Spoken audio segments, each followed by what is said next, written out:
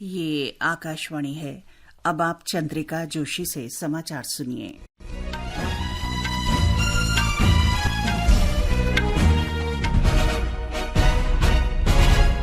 प्रधानमंत्री जनधन योजना के आज 10 वर्ष पूरे हो गए हैं।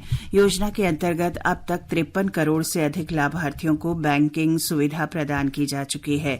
इस अवसर पर प्रधानमंत्री मोदी ने सभी लाभार्थियों को बधाई दी है और इस योजना को सफल बनाने वालों को धन्यवाद दिया है। प्रधानमंत्री ने एक सोशल मीडिया पोस्ट में कहा कि जनधन योजना ने वित्तीय समावेशन को बढ़ावा देने और करोड़ों लोगों, विशेषकर महिलाओं, युवाओं और हाशिए पर रहने वाले समुदायों को सम्मान देने में महत्वपूर्ण भूमिका निभाई है।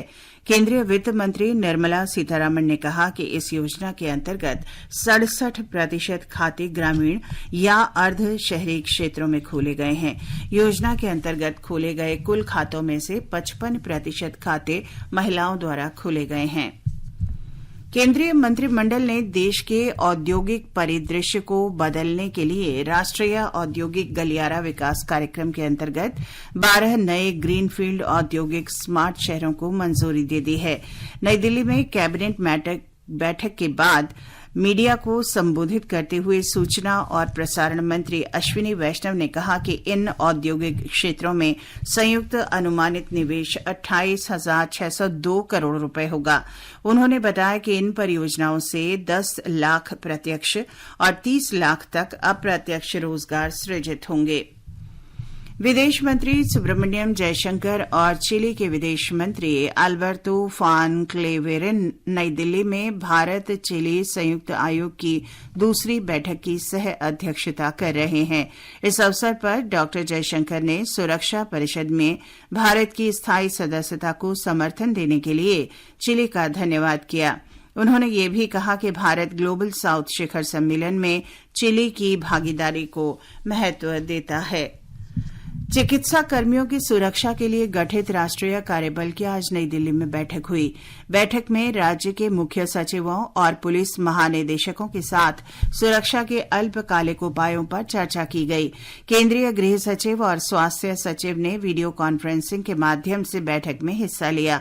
चिकित्सकों की सुरक्षा और उनके कार्यस्थल की परिस्थितियों में सुधार के बारे में सुझाव के लिए सर्वोच्च न्यायालय ने इस कार्यबल का गठन किया है। कल केंद्रीय मंत्रिमंडलीय सचिव ने नई दिल्ली में कार्यबल की पहली बैठक की अध्यक्षता की थी।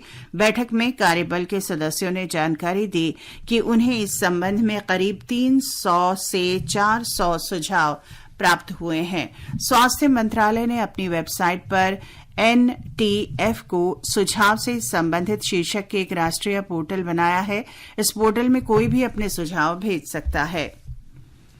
भारतीय जनता पार्टी ने आज पश्चिम बंगाल में 12 घंटे के बंद का आह्वान किया है। बंद के आह्वान का मिला जुला असर है। कोलकाता में सड़कों पर वाहन कम हैं, लेकिन दुकानें, स्कूल और कॉलेज खुले हुए हैं। कोलकाता और आसपास के जिलों में विभिन्न स्थानों पर हड़ताल से उपनगरीय रेल सेवाएं प्रभावित हुई हैं। मालदा और बैरकपुर में तृणमूल कांग्रेस और भाजपा कार्यकर्ताओं के बीच झड़प हुई।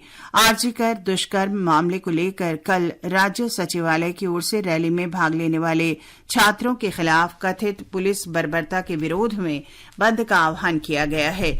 200 से ज्यादा लोगों को गिरफ्तार किया गया है। जम्मू कश्मीर में विधानसभा चुनाव के पहले चरण के लिए आज नामांकन पत्रों की जांच की जा रही है। जम्मू कश्मीर में विधानसभा चुनाव के इस चरण के लिए नामांकन कल शाम समाप्त हो गया था। इस चरण में 18 सितंबर को 6 जिलों की 24 सीटों पर वोट डाले जाएंगे। असम सरकार ने कहा है कि असम बांग्लादेश सीमा को पूरी तरह से सील करने के लिए केंद्र तथा राज्य सरकार आवश्यक कदम उठा रहे हैं। राज्य के कृषि मंत्री अतुल बोरा ने आज विधानसभा में बताया कि सीमा पर बाड़ लगाने से सीमा पार से अवैध घुसपैठ पर रोक लगेगी। आज से पेरिस में पैरालंपिक खेलों की शुरुआत हो रही है। भारत की तरफ से इस बार पैरालंपिक 2024 में कुल 84 पैरा एथलीट का दल 12 अलग अलग खेल प्रतियोगिताओं में हिस्सा लेंगे। पिछले पैरालंपिक में गोल्ड मेडल जीतने वाले 5 में से 4 पैरा एथलीट इस बार भी हिस्सा ले रहे हैं। इसके साथ ही ये समाचार बुलेटिन समाप्त हुआ।